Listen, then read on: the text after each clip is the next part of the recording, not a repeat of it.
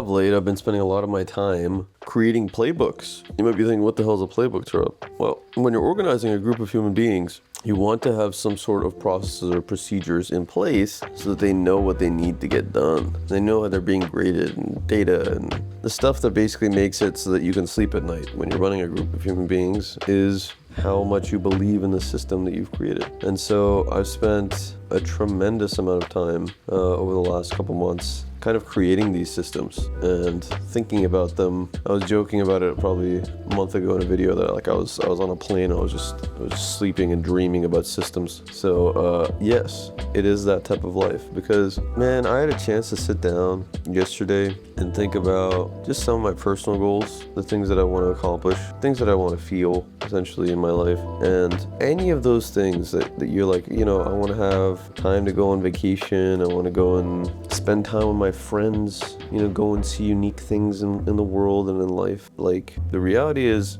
you have to make these things first. You can't just up and leave. Okay. And what that means is that you have to consider how to make other people's lives easier, which necessarily makes you more valuable. And that value is what affords us the opportunity to go and do the things that we want to do because we have helped people do the things that they want to do.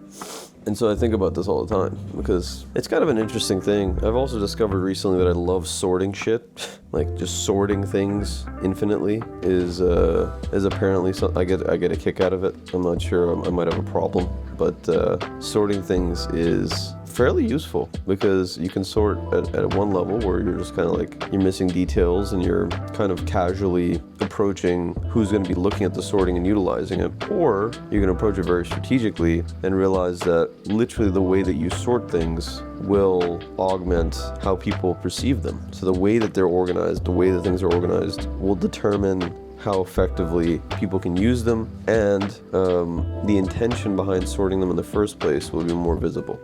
So intention always comes in. But yeah, so I basically make these playbooks. This is based on Dan Martell's Buy Back Your Time principles.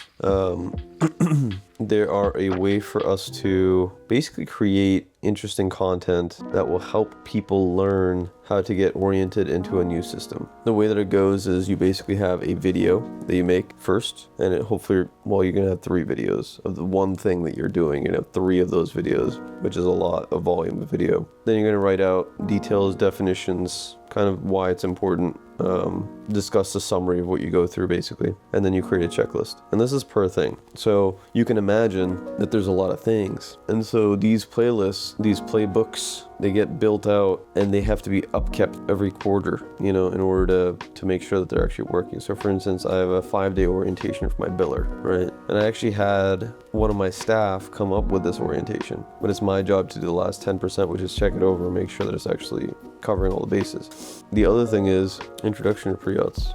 Learn how to, okay, cool. So for instance, orientation for a biller is day 1, meet staff, tour office, review office policy, set up Dentrix Ascend login, set up Dentrix Exchange /clearinghouse, set up Medicaid portal, review HIPAA compliance, learn Dentrix Ascend navigation, understand attached versus unattached procedures, review Medicaid plans, right? So we have a situation where day 1 is covered, right? And there's these check boxes that we have to make sure that person, whoever's there, is actually going to be going through these motions and making sure that they understand all of these things. The other thing that people don't realize about orientation in general is the importance of just realizing that it's going to take time for an individual to actually orient this other person, right? That sure, they can look at a playbook and they can get an understanding of what's going on and they can get a checklist of what's going on, but they won't get the emotional aspect of it that actually makes them feel included and involved in the workplace. Now,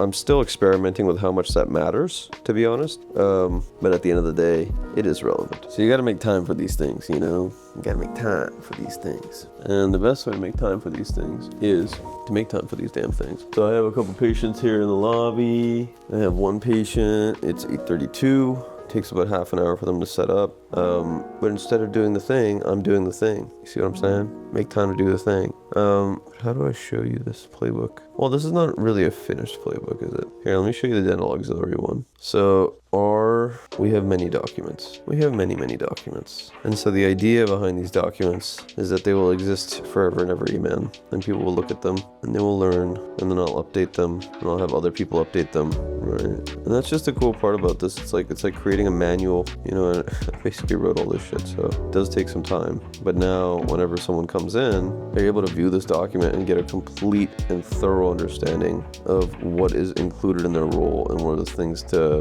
think about, right? I still have to put in a section here that I came up with the other day, which is team interaction, right? Communicating with your team members. That's a skill set. We're gonna get there, but as you can see, it takes a little while. Let me see if I can get this camera to look at my face. Exit the face, into the face. There you go. What else have I been thinking about?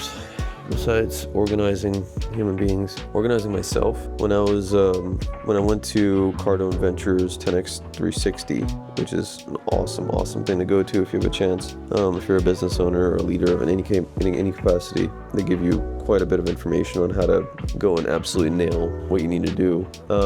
We leadership comes after me leadership, and me leadership, the things that I want to get better at are things that I necessarily have to sacrifice in my personal life for, in order to gain greater dividends in my personal life. And so a big part of what I'm trying to do these days is actually be more present in the things that I'm doing. And I had a working theory that presence actually allows us to create a larger difference in every little action that we take. The issue with trying to be present all the time when you're busy is that it's not conducive to making quick decisions. And a lot of the time you're gonna have to make quick decisions when you're in a leadership position, because the longer that you put something off, the worse it is. The other thing is there's a lot of extraneous forces that are coming in and trying to take that attention away from you, that presence away from you. And so you have to constantly realize that it's possible to exist within presence and still do the logical stuff that's required in business. It's hard to pull off, but it's one of those things that I'm working on. Been reading a lot, which has been good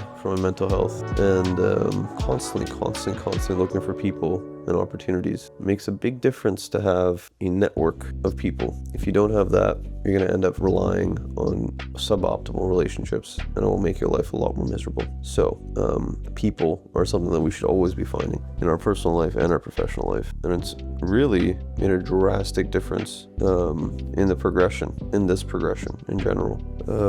What's going on here? Yeah, like I'm recently going through the understanding that the difference between a specialist and a generalist, for instance. A specialist is someone that you can hire for a task, help them, and they'll basically take care of it without you having to worry about anything, and they'll complete it to 100%. A generalist won't do that. And as you grow in your networking and in your scale, you're necessarily going to have to go closer and closer to specialists for most of the roles that are very, very important for your company and your organization, because you're not going to have as much time. And frankly, the emotional energy that goes into making time for those types of things is tremendous amount. So specialists are a lot better to work with. If in general that means you are going to spend more money on these people, in the words of the great Grant Cardone, people don't cost you money, they make you money. It's just a matter of knowing how to utilize them. Actualize your potential catalyst. This world needs you. I'm gonna go be a dentist. Take care.